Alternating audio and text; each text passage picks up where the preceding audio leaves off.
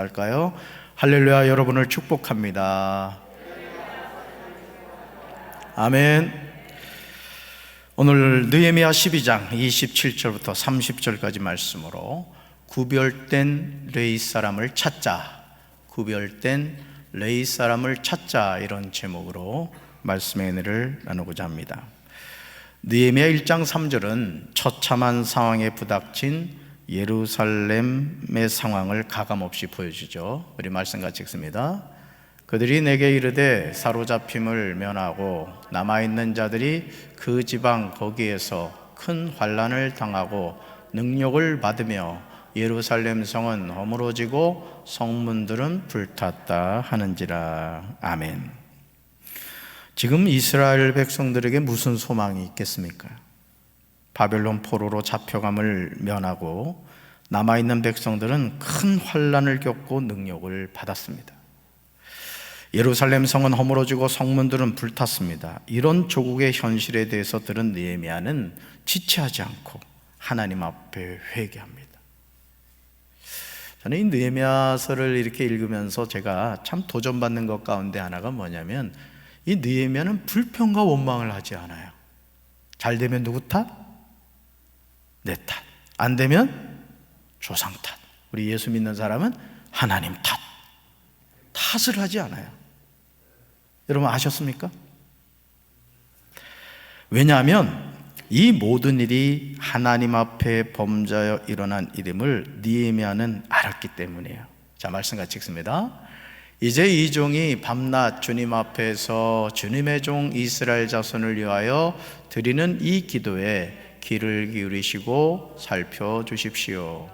우리 이스라엘 자손이 주님을 거역하는 죄를 지은 것을 자복합니다.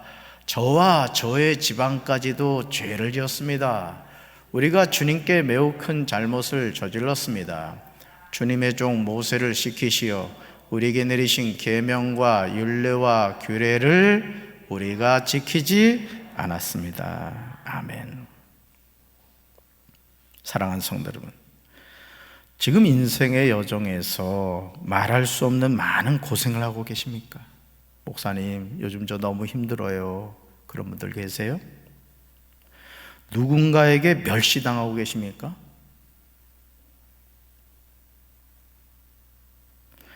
여러분을 보호해 주리라고 믿었던 예루살렘 성벽이 무너졌습니까? 예를 들어 누굴 믿고 돈을 빌려줬는데 못 받았다거나, 또 주식을 했는데 주식이 그냥 곤두박질 쳤다거나. 여러분, 우리가 이 세상 살아가는 가운데 있어서 믿었던 그 무엇인가가 무너질 때가 있다는 거죠. 여러분을 안전하게 지켜줄 것으로 생각했던 성문들이 불타버렸습니까? 그렇다면 지금 느헤미야의 회개를 본받으셔야 합니다. 사실 이 코로나19도 여러분 들으셨겠지만은 인간이 만들어낸 인재입니다. 사실은 인간이 만들어낸 바이러스예요, 결국은. 그러니까 오늘 우리 주변에 일어나는 많은 사건과 사고들, 전염병이 천재가 아니라 인재인 경우가 많습니다. 인간이 잘못해서 그 병을 만들어내는 경우가 많다는 거죠. 여러분, 어떤 경우에 처한다 할지라도 주님 앞에 무릎 꿇어야 할 줄로 믿습니다. 그래야 삽니다. 느헤미야는 조국이 처한 현재적인 상황을 부정하지 않았어요. 형제들 가운데 하나인 하나니에게 물은 다음 그의 말을 들은 즉시 금식하며 기도합니다. 느헤미야의 기도는 오늘 저와 여러분에게 기도의 바른 방향을 제시해주고 있습니다. 여러분, 우리가 기도를 할 때 그냥 주구장창 하는 게 아니에요. 기도의 방향이 있어야 되는 거예요. 자, 볼까요? 첫째, 같이 읽습니다. 이제 이 종이 밤낮 주님 앞에서 주님의 종 이스라엘 자손을 위하여 드리는 이 기도에 귀를 기울이시고 살펴주십시오. 두 번째요, 우리 이스라엘 자손이 주님을 거역하는 죄를 지은 것을 자복합니다. 셋째, 저와 저의 지방까지도 죄를 지었습니다. 네 번째, 우리가 주님께 매우 큰 잘못을 저질렀습니다. 다섯 번째요, 주님의 종 모세를 시키시어 우리에게 내리신 계명과 율례와 규례를 우리가 지키지 않았습니다. 아멘. 여러분, 느헤미야의 기도는 우리에게 기도의 바른 방향을 제시해주고 있습니다. 이런 회개 자리가 있었기에 하나님은 미약하게 보이는 느헤미야 한 사람을 통해서 놀라운 일을 이루어 가신 거예요. 그것은 불가능하게 보였던 예루살렘 성벽 공사가 52일 만에 끝났습니다. 며칠 만에요? 52일 만에. 여러분, 벽돌 싼 게 아니에요. 주먹만한 무슨 호박돌 싼 게 아니라고요. 성벽을 쌓는다면 집채만한 돌멩이를 쌓는 겁니다. 그런데 그 엄청난 일을 이루어갈 수가 있었던 것이죠. 이런 역사는 모든 대적과 주위에 있던 이방인들도 알았습니다. 느헤미야 6장 15절과 16절에서 이런 사실에 대해서 정확하게 증언하고 있습니다. 말씀 같이 읽습니다. 마침내 예루살렘의 성벽 쌓는 일을 마쳤습니다. 그때는 엘루럴 25일이었습니다. 성벽을 다 쌓는데 52일이 걸렸습니다. 우리의 원수들이 그 소식을 들었고 주변의 모든 나라들이 그 모습을 보았습니다. 그들은 이 일이 하나님의 도우심으로 이루어진 사실을 알고 두려워 떨며 겸손히 있었습니다. 아멘. 얼마나 엄청난 내용입니까? 도저히 불가능하다고 느껴진 일이에요. 아무도 느헤미야에게 무너진 예루살렘 성벽을 재건하라고 하지 않았습니다. 부탁하지도 않았어요. 동생 하나니를 통해서 조국 예루살렘의 상황에 대해서 들은 그 순간부터 성령님께서 느헤미야의 마음을 움직이셨고 그 느헤미야에게 회개하게 하셨고 그 느헤미야를 통하여 하나님의 역사를 이루어가게 하신 거예요. 담임 목사님, 저도 마찬가지입니다. 제가 이 교회에 부임해가지고 지난 15개월이 넘는 기간을 돌이켜보니까 정신없이 달렸어요. 정신없이. 이제 끝이 좀 보이는 것 같아. 냉난방 공사 끝나면 내가 이제 두 다리 쭉 뻗을 것 같아. 여러분, 하나님의 일은 하고 싶어서 하는 게 아니에요. 성령이 감동 주시고 하나님이 그 일을 감당하게 하실 때 그 일을 하게 되는 줄로 믿습니다. 여러분 보세요. 잘 됐죠? 성벽이 이제 재건이 됐어요. 아마 이쯤 되면 사람들 대부분은 안심하고 긴장의 끈을 놓을 것입니다.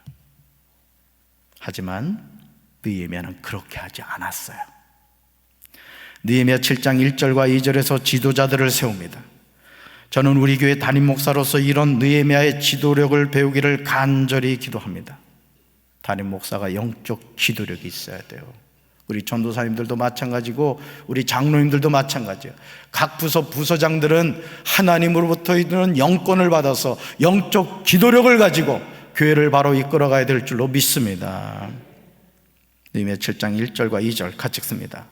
성벽이 건축됨에 문짝을 달고 문지기와 노래하는 자들과 레위 사람들을 세운 후에 내 아우 하나니와 영문의 관원 하나냐가 함께 예루살렘을 다스리게 하였는데 하나냐는 충성스러운 사람이요 하나님을 경외함의 무리 중에서 뛰어난 자라. 아멘.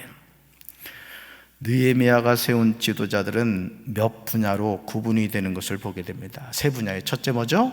문지기입니다. 여러분, 성벽만 재건하고 성벽 문짝만 달면 뭐 하겠어요? 그 문을 지키는 누가 있어야 돼요? 문지기가 있어야 되는 거예요. 그 다음 두 번째 뭐예요? 노래하는 자들. 왜 노래하는 자들이 필요할까요? 하나님께 예배드리니까. 오늘 글로리아 성가대 상당히 어려운 곡을 너무너무 잘했어. 아주 수준 있는 곡이야. 보니까 A+ 줘도 될 것 같아. 오늘 노래하는 자들이야. 세 번째 누구예요? 레위 사람들이에요. 레위 사람들. 하나님의 일에 아주 전담으로 일하는 사람들이란 뜻이에요. 그런데 사람을 세움에 있어서 느헤미야는 아무나 세우지 않았다는 거예요. 느헤미야가 전하는 하나냐에 대한 소개를 보면 느헤미야의 신실함을 볼 수 있습니다.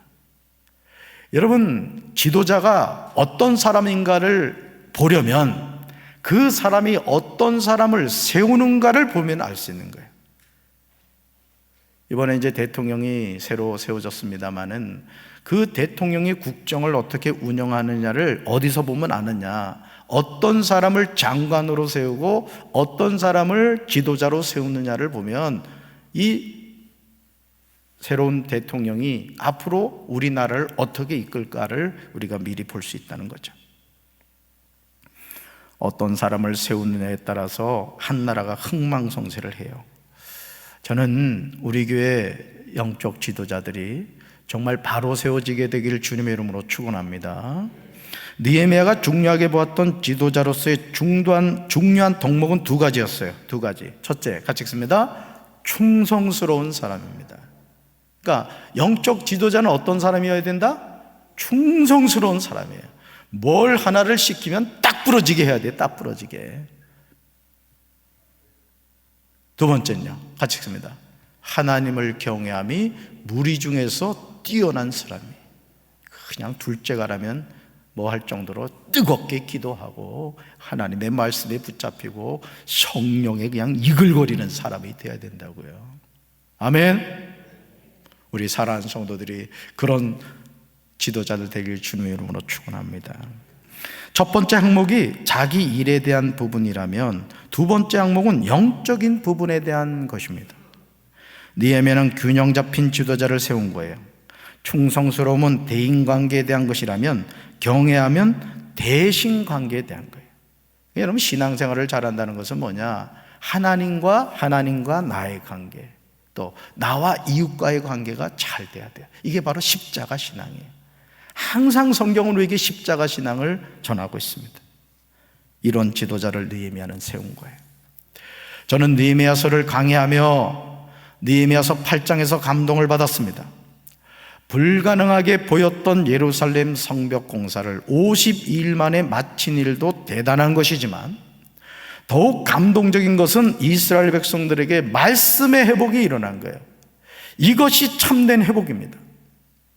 만약 느헤미야가 예루살렘 성벽만 중건했다면 이스라엘 백성들이 가지고 있던 죄의 문제는 전혀 해결하지 못했습니다.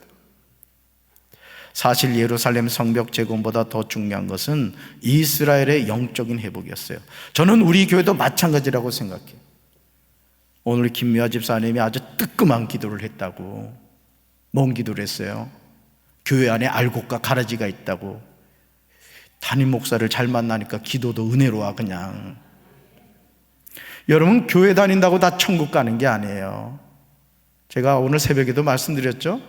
어느 권사님이 천군 이끌림 받아가지고 천국을 가는데 저 밑에서 보니까 막 유황불이 타오르더라는 거예요.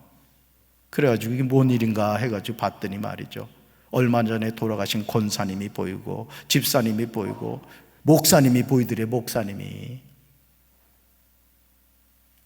그러면서 그 권사님이 뭐라고 얘기하냐면, 저 권사님은 천국 가서 만날 줄 알았는데 세상에 지옥이 있더라는 거예요. 지옥에. 그래가지고 그 친척들 한 40몇 명을 모여놓고 간증을 한 이후에 돌아가셨다는 거예요. 그 내용을 이렇게 영상으로 만들어 온 내용을 제가 봤어요. 저는 우리 사랑하는 성도 여러분들이 예수님 잘 믿고 반드시 천국에서 깨어나게 되길 주님의 이름으로 축원합니다. 우리 교회도 성전 리모델링보다 우선적인 것은 영적인 회개와 영적인 회복입니다. 담임 목사가 와가지고 그냥 교회를 막 뒤집어 놓는다고 그렇게 생각하지 마세요. 이건 잠깐이에요. 이제 공사 끝나고 나면 하자고 해도 내가 안 할 거야. 해놓고 그 다음부터 우리 성경 공부도 하고 열심히 하나님께 예배드리자, 이런 뜻이에요. 좋아요, 안 좋아요? 헌금 할 거야, 안 할 거요? 안 하기만 해봐라 그냥. 그러니까 여러분, 이 하나님의 성전을 관리하는 것은 어느 일정한 시기에 하는 거예요. 그 다음부터 교회의 본질이 뭐예요? 영적 회개가 일어나고 영적 회복이 일어나야 될 줄로 믿습니다. 이 회복을 이루기 위해서 가장 필요한 일이 뭐예요? 말씀의 자리로 돌아가는 거예요. 교회가 바로 서고 목회자가 바로 서고 성도가 신앙생활을 바로 한다는 건 뭐냐? 말씀의 자리로 돌아가서 그 말씀을 붙잡고 살아가는 거예요. 할렐루야. 느헤미야 8장 1절에서 이런 일이 백성들의 요청으로 이루어지는 것을 보게 돼요. 백성들이 우리에게 말씀을 가르쳐 달라 이거예요. 이런 교회가 돼야 돼요. 목사님 성경 공부해 주세요. 뭐 해주세요, 뭐 해주세요. 이런 성도들이 돼야 된다고요. 특히 느헤미야 8장 5절과 6절에서 말씀 앞에 일어서는 모습의 전율이 느껴집니다. 말씀 앞에서 일어서요. 실제로 같이 읽습니다. 학자 에스라는 높은 단위에 서 있었으므로 백성들은 모두 그가 책 펴는 것을 볼 수 있었다. 에스라가 책을 펴면 백성들은 모두 일어섰다. 에스라가 위대하신 주 하나님을 찬양하면 백성들은 모두 손을 들고 아멘, 아멘 하고 응답하고 엎드려 얼굴을 땅에 대고 주님께 경배하였다. 아멘. 저는 이런 모습이 우리 교회에 있어야 한다고 믿습니다. 하나님의 말씀인 성경을 보면 모든 성도가 일어서는 거예요. 사실 이거 우리 교회도 이렇게 했으면 좋겠어. 성경 봉독할 때 우리 주일날 그렇게 하나요? 주일날 일어서서 하나요? 앉아서 하죠? 아니 눈만 껌뻑거리면 어떻게 대답을 해야지. 앉아서 읽나요? 네, 사실은 일어서는 게 맞는 거예요. 일어서는 게. 에스라가 위대하신 주 하나님을 찬양할 때 백성들이 보세요. 모두 손을 들고 어떻게 응답했다? 아멘, 아멘 하고 응답했다는 거예요. 그러니까 여러분 아멘 한 번 하는 게 아니고 성경은 아멘, 아멘 이렇게 하는 게 사실 성경적인 거예요. 자, 그리고 어떻게 했어요? 엎드려 얼굴을 땅에 대고 주님께 뭐 했다? 경배했다는 거죠. 그래서 주의 종을 통해서 강단에서 말씀이 선포될 때 아멘, 아멘으로 화답하는 거예요. 저는 우리 사랑하는 성도들이 말씀을 들을 때 아멘, 아멘 화답하길 주님의 이름으로 축원합니다. 한번 해봅시다. 아멘, 아멘, 아멘, 아멘, 할렐루야. 그러니까 아멘, 아멘만 잘해도 복 받는다고. 왜? 아멘이 무슨 뜻이에요? 네, 하나님 맞습니다. 하나님 맞습니다. 하나님이 좋아하시겠어요? 싫어하시겠어요? 여러분 장단 잘 맞춰주면요 정말 기분 좋습니다. 우리 하나님도 기뻐하신다고. 아멘, 아멘 잘해서 복 받을지어다. 아멘, 아멘 하라 그랬잖아요. 그렇죠. 자, 그런데 문제가 발생했어요. 그것은 바벨론 포로 생활을 70년간 했기에 자신들의 언어를 잃어버린 거예요. 우리나라가 마치 일제 36년 지내면서 조선말을 잃어버린 사람들이 있었잖아요. 에스라가 낭독한 율법책이 히브리어로 기록되어 있었던 거죠. 이런 난감한 상황에서 중추적인 역할을 한 것이 누구냐? 레위 사람들이었던 거예요. 레위 사람들. 그들이 백성이 제자리에 서 있는 동안 그들에게 통역하여 율법을 깨닫게 했습니다. 우리 말씀 같이 읽습니다. 하나님의 율법책이 낭독될 때 그들이 통역을 하고 뜻을 밝혀 설명하여 주었으므로 백성은 내용을 잘 알아들을 수 있었다. 아멘. 에스라가 한 일은 첫날부터 끝날까지 날마다 하나님의 율법책을 낭독하였어요. 그냥 설교도 안 했어요. 그냥 성경을 쭉 읽었던 거예요. 에스라가 읽은 율법책을 레위인들은 히브리어에서 아람어로 통역했습니다. 백성들은 이래 동안 절기를 지켰고 8째 날의 규례를 따라 성회를 열었습니다. 하나님의 말씀이 선포되니까 어떤 일이 일어납니까? 느헤미야 7장에서 백성들이 죄를 자복해요. 느헤미야 9장 1절로 3절에서 당시에 있었던 모습에 대해서 정확하게 증언합니다. 우리 같이 읽습니다. 그달 24일에 이스라엘 백성들이 모두 모여 금식하고 베옷을 입고 머리에 흙먼지를 뒤집어 썼습니다. 그리고 스스로 모든 이방 사람들과의 관계를 끊고 제자리에 선 채로 자기들의 죄와 자기 조상들의 죄악을 고백했습니다. 그들은 또 각자의 자리에서 일어서서 낮 시간의 4분의 1은 그들의 하나님 여호와의 율법책을 읽고 또 4분의 1은 죄를 고백하고 그들의 하나님 여호와께 경배했습니다. 아멘. 느헤미야 9장 3절을 보시면 일정한 패턴이 있는 것을 보게 돼요. 첫째요, 하나님 여호와의 뭘 읽었다? 율법책을 읽었다는 거예요. 두 번째요, 자신의 죄를 자복합니다. 세 번째요, 하나님 여호와께 경배합니다. 여러분, 우리도 이 경험하셨잖아요. 성령을 받으면 어떻게 돼요? 죄를 깨닫게 되죠. 죄를 깨닫게 되고 그 사지함의 은혜를 받게 되면 어떻게 해야 돼요? 주님을 찬양하게 되죠. 그러니까 이 패턴이 있는 거예요.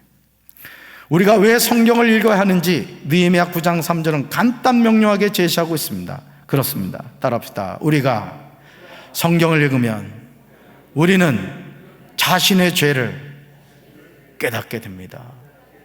아멘. 자신이 깨닫게 된 죄를 자복하면 우리는 은혜를 베푸시는 하나님을 찬양하게 되는 거예요. 그러니까 죄를 깨달으면 하나님의 은혜가 깨달아지는 거예요. 여러분, 병원에 갔는데 의사가 암 일기십니다. 그러면서 하는 말이 치료받으시면 깨끗하게 낫습니다. 암 안 걸린 사람보다도 더 기뻐한다고. 뭐 때문에? 치료받을 수 있다는 사실 때문에 그런다고요. 여러분, 하나님의 말씀을 들었는데 나의 죄가 깨달아졌어요. 그런데 주님이 말씀하세요. 회개하면 용서해 줄게. 기뻐요, 안 기뻐요? 근데 그때 표정이 그래요, 여러분. 왜 찬양하는지 아시겠죠? 하나님의 은혜를 깨닫게 돼서 그런 거예요. 느헤미야 12장에 나오는 제사장과 레위 사람들도 마찬가지입니다. 특히 24절과 25절에 나오는 레위족 속의 지도자들이 한 일이 하나님의 사람 다윗의 명령대로 순서를 따라 주를 찬양하고 감사합니다. 문지기로서 순서대로 문 안의 곳간을 파수합니다. 느헤미야 7장 1절로 2절에 나오는 지도자들에게 대한 내용과 같은 것을 보게 돼요. 그러면서 느헤미야 12장 27절에서 느헤미야가 성벽을 봉헌하는 것을 보게 됩니다. 느헤미야 6장 15절에서 성벽 역사가 52일 만인 엘월 25일에 끝난 후 즉시 성벽을 봉헌한 것이 아니었다는 거예요. 차근차근 모든 것을 준비한 후에 봉헌한 것입니다. 그런데 느헤미야 12장 27절을 보시면 다음과 같이 기록하고 있는 것을 보게 돼요. 같이 읽습니다. 예루살렘 성벽을 봉헌하게 되니 각처에서 레위 사람들을 찾아 예루살렘으로 데려다가 감사하며 노래하며 재금을 치며 비파와 수금을 타며 즐거이 봉헌식을 행하려 하매. 아멘.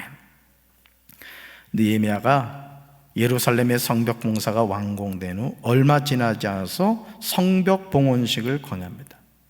이때 온 나라에서 레위 사람을 찾아 예루살렘으로 데려왔습니다. 그렇다면 무엇 때문에 예루살렘 성벽을 봉헌하는데 각처에서 레위 사람들을 찾은 것일까요? 그 이유가 있어요. 첫째, 같이 읽습니다. 감사하며, 두 번째, 노래하며, 세 번째, 재금을 치며, 네 번째, 비파와 수금을 타며, 다섯 번째, 즐거이 봉헌식을 행하려 하매. 아멘. 여러분, 이 모든 일이 어느 지파 누가 하는 거예요? 레위인들이 하는 거란 말이에요. 그러니까 성전 봉헌을 하기 위해서 레위 사람들을 찾아서 이 사람들이 어떤 일을 하겠다고요? 어떤 일을? 감사하며 노래하며 재금을 치며 비파와 수금을 타게 했던 것입니다. 느헤미야는 BC 445년 바벨론에 의해서 무너졌던 예루살렘 성벽을 다시 봉헌하면서 온 나라에서 레위 사람들을 찾아 예루살렘으로 데려다가 재금을 치고 비파와 수금을 타며 즐겁게 감사의 찬양을 드리는 봉헌 예식을 거행하게 하였던 거예요. 그러니까 정성을 다해서 하나님께 뭐 했다? 예배를 드렸다 이거예요. 느헤미야 12장 28절과 29절에서 노래하는 레위 사람들에 관한 내용이 나오는 것을 보게 돼요. 같이 읽습니다. 이에 노래하는 자들이 예루살렘 사방들과 느도바 사람의 마을에서 모여들고 또 백기깔과 게바와 아스마의 들에서 모여들었으니 이 노래하는 자들은 자기들을 위하여 예루살렘 사방의 마을들을 이루었습니다. 아멘. 당시 노래하는 사람들이 어느 지역에서 왔는지 알 수 있죠? 첫째가요, 예루살렘 사방들이에요. 두 번째요, 느도바 사람의 마을. 세 번째, 백기깔과 게바와 아스마의 들입니다. 이렇게 노래하는 사람들은 예루살렘 주변에 마을을 지어놓고 살았습니다. 그러면서 느헤미야 12장 30절에 아주 감동적인 내용이 기록되어 있습니다. 저는 말씀을 준비하면서 느헤미야의 영성을 볼 수 있었습니다. 이런 영성이 회복돼야 돼요. 여러분, 하나님의 자녀는 영성이 회복돼야 돼요. 볼까요? 같이 읽습니다. 제사장들과 레위 사람들이 몸을 정결하게 하고 또 백성과 성문과 성벽을 정결하게 하니라. 아멘. 몸을 뭐하게 하고? 정결하게 하고, 백성과 성문과 성벽을 뭐 하겠다? 정결하게 했다. 정결하게. 여러분, 우리 그 어르신들 옛날에 그 정한수 떠놓고, 우리나라는 원래부터 이 빌기를 잘했잖아요. 비나이다, 비나이다, 신령님께 비나이다. 이게 이제는 어디로 간 거예요? 비나이다, 비나이다, 하나님께로. 그래가지고는 여러분, 그 절에 다니던 어떤 분이 이제 전도가 돼가지고 예수님을 믿게 됐다는 거예요. 그래가지고 이 목사님이 신방을 갔더니 이분이 현관에서 이렇게 인사하더래요. 아유, 목사님 오셨습니까? 이게 습관이에요, 습관. 그래도 하나님은 잘 해석하시니까 걱정하지 마시고, 뭐 이렇게 해도 되고 저렇게 해도 됩니다. 하나님 우리 중심을 받으시니까요. 하나님의 일을 하는 사람들이 가장 우선하여 신경을 써야 하는 것은 자기 자신을 정결하게 하는 거예요. 여러분, 제가 매달 1일마다 월삭 축복 새벽기도를 드립니다. 왜 드리는지 아세요? 제가 처음 이 월삭 축복 새벽기도를 드리면서 여러분들에게 드린 말씀이 있어요. 1년이 12달이죠. 그 12달을 매달마다 한 해를 사는 것처럼 그렇게 살자 이거예요. 주의 종을 통해서 안수기도를 받고, 지난 한 달을 지켜주신 하나님이 이번 한 달도 지켜주시고, 나의 삶을 축복해 주시고, 우리 가정을 축복하여 주시고, 우리 교회를 축복해 주시고, 우리 자녀들을 축복해 주십시오. 이런 마음을 가지고 와서 담임 목사에게 안수기도 받고 한 달을 시작하라는 거예요. 그런 담임 목사의 마음도 모르고 어떻게 4월 1일 날 집에서 잠이 오냐고. 잠이 간도 커. 그냥 5월 1일 날 나올 거야, 안 나올 거야?